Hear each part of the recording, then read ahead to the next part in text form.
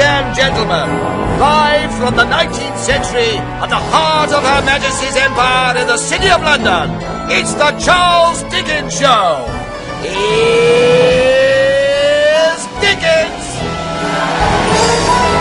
Hello and welcome to Queen Victoria's England. We have a very special edition of the Charles Dickens Show for you. Oh yes, you wait. Now, it's just 5 more shopping days to Christmas, so for the Polish composer Frederick Chopin, whose wife tells me she's buying him an axe for Christmas, that's just 5 days Mrs. Chopin has to shop for Chopin's chopper! I'm Charles Dickens, and today we've got an especially festive episode for you, as we're going to be talking all about Christmas with some very special guests. Yes, that's right, a bit of a coup for the Charles Dickens Show. It's Her Majesty Queen Victoria and His Royal Highness the Prince Consort. How did we do that? Well, the lure of a free mince pie is a powerful thing.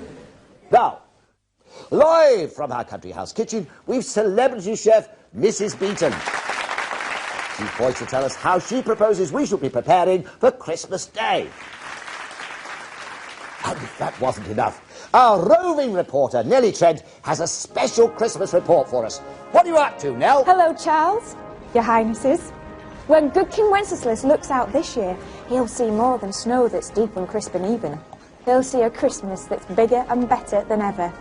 And that's thanks in no small part to the wonderful Christmas stories of Mr. Dickens. I'm going to be bringing you all the up-to-the-minute must-have toys to help make your Christmas day go with a bang. Fantastic.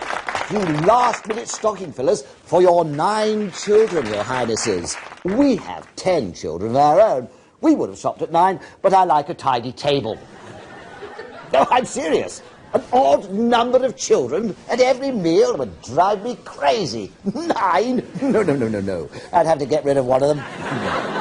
Am I going to be in trouble when I get home tonight? Never mind. What have you got for us, Nell? Well, Charles, I have 2 special guests. 2 guests, eh? You'll be after my job next. We'll have to keep an eye on her. Tell us more. Helping me to find out what will be poking out of rich and poor children's stockings this Christmas morning are Mr. Ebenezer Scrooge and young Tiny Tim Cratchit.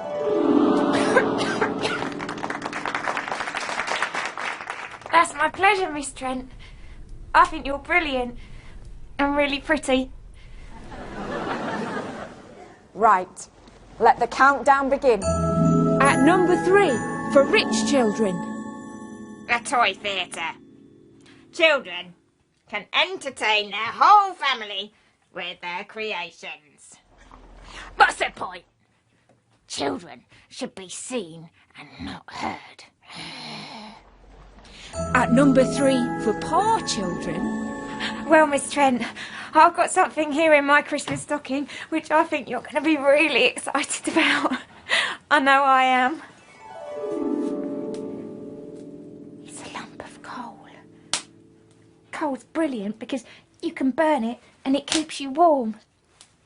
It's a perfect Christmas present because Christmas is winter and winter is cold.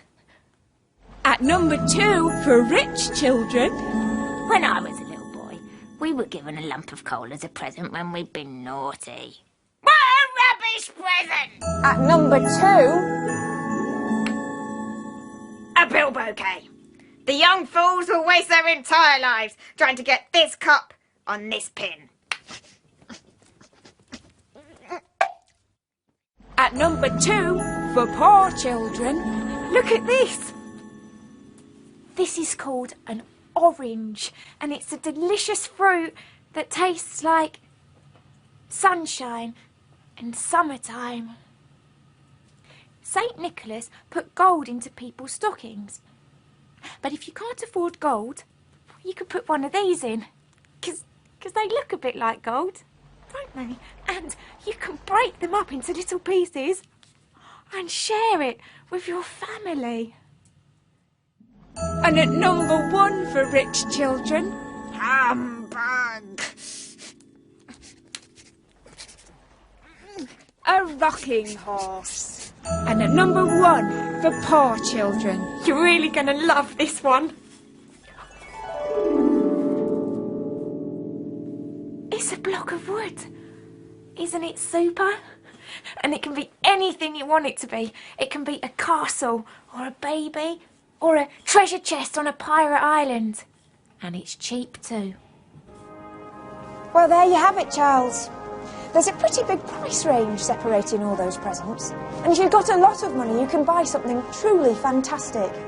But if you don't, as Tiny Tim has shown us, all you really need is a bit of imagination. Happy Christmas, everyone! So, that's a signed copy of Mrs. Beeton's Household Management, Mrs. Dickens, of course, and 10 blocks of wood. You think I'm joking? You don't think I'm joking? No. Thank you, Isabella. A pleasure as always, my dear. Now, we'll be talking turkey with the Royals right after this.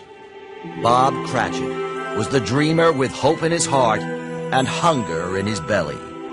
Ebenezer Scrooge, the man who had forgotten what happiness means. This Christmas, from the man who brought you the Pickwick Papers, comes a tale of one man's redemption and of a family's salvation. Now, for the first time, we bring you the ultimate Christmas story in one beautiful volume. Calf leather boards, frontispiece illustrations, gilt page edgings. Charles Dickens, A Christmas Carol, can be yours to have and to hold forever.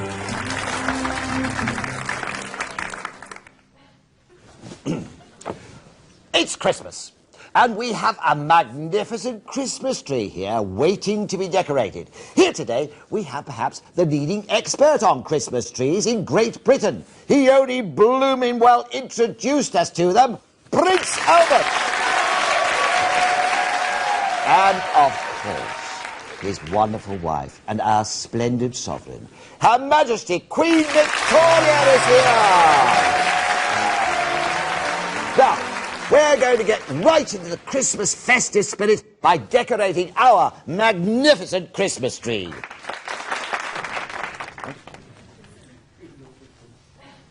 What? Is that it? This is the best we could run to. I suppose we'll have to go with what we've got. Your Majesties, thank you once again for joining us. It really is a terrific honour. Not at all. I meant for you. No, I don't be joking. Now, as you know, Christmas is rather important to me. I understand you invented it. Oh, no. Reinvented it. I suppose my Christmas Carol has struck a chord with the nation.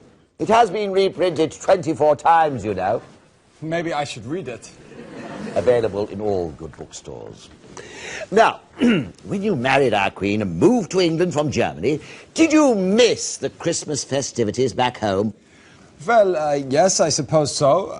But I have always known Christmas in a certain way. And it seemed only natural for me to bring my Christmas into my new family home. And you suggested popping a Christmas tree up in the palace. The castle. I did, yeah. But, Ma'am, you have a bit of, you're rather, well, your family's, well, almost if not entirely Germanic, so presumably the Christmas tree wasn't anything new to you as an idea. Well, of course, one knew about Christmas trees, and one knew that some branches, if you'll excuse the play on words, of the family dragged them into the house over Christmas time, but one had never actually seen one oneself. I wonder if you could just tell us, Albert, a little bit more about why we have Christmas trees. Well, for thousands of years, on the shortest day of the year, the German people would bring the branches of the trees into their house and decorate them. And why would they do that? To encourage the trees to grow again in the spring. Now, we Christians adopted the tree to celebrate Christmas. They made it a fir tree because it is like the Triangle. Und die Triangle ist die Vater, die Sohn und die Heilige Geist. Ah, right. Well, we've got some Christmas decorations here, which we could attempt to get near this giant of the forest. Now, Ma'am, I wonder if you could tell us, how does the royal family go about sprucing up the tree in the palace? Castle. Of course, yes, the royal home. Right. Do the children gather around and get involved? Oh, no. One has the servants do it. One's hardly going to run the risk of soiling one's royal gown. Right. Yeah. No, we're only joking, Mr. Dickens. That wouldn't be very Christmassy, would it? No, the whole family gets together to decorate it. Although last year Edward tried to eat one of the dried oranges and made himself sick, poor lamb. That boy, as greedy as a Cossack, he will be plump and rundlich if he's not careful. Nonsense, he's going to have your lovely figure and maybe even some of your fine whiskers too. Yes. I wonder, do you think that there has been a renewed interest amongst our subjects in Christmas in recent years? Well, yes, I think there probably has. You'll see, until one came to power, we were a frightfully boring nation. There were a lot of very pious religious people who were out to spoil the fun for everyone. They took a very dim view of any kind of celebrating around Christ's birthday, banning Christmas carols and such silliness. It took quite a while for the old customs to return, but I do think that as a nation, we are rediscovering our joy, our love for life, and we want to celebrate it, and we care. I think that as Victorians, oh dear, it sounds so silly when one says it oneself, but I think that we Victorians are interested in each other. We are not a nation of Scrooges, and we care about the Cratchits. At least I hope so. You're referring, of course, to two major characters in A Christmas Carol, available in all good bookstores. Now, we're almost at the end of the show, but our queen of the kitchen, Mrs. Beeton, has heard a rumour that you may be having turkey in the palace this Christmas. The castle. The royal house, of course, yes. Now, is there any truth in the rumour? Has the royal telegraph been tapped, or is it just idle gossip? And will you be having the usual beef or venison, perhaps? Well, I don't know where the rumour came from, but yes, it is true. We will be having turkey for the first time this year. Well, there you are, Isabella. A royal scoop on the Charles Dickens show. And what will the turkey be replacing? Swan. It's one what? 9. Swan. 9. Schwan? It means swan. We usually have swan. Ah, swan. But I thought it was illegal to kill a swan, let alone cook one up for Christmas Day. Oh, no, Mr. Dickens, they're royal birds. It's illegal for you to kill one. They belong to me. Well, that's put me firmly in my place. That's all we have time for this year, I'm afraid. But we'd like to wish you all a right royal Christmas and a very happy New Year.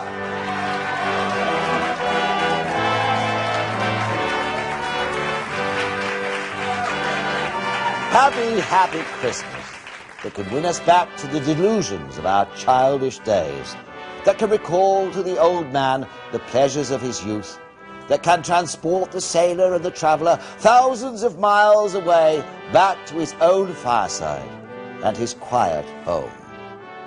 Goodbye.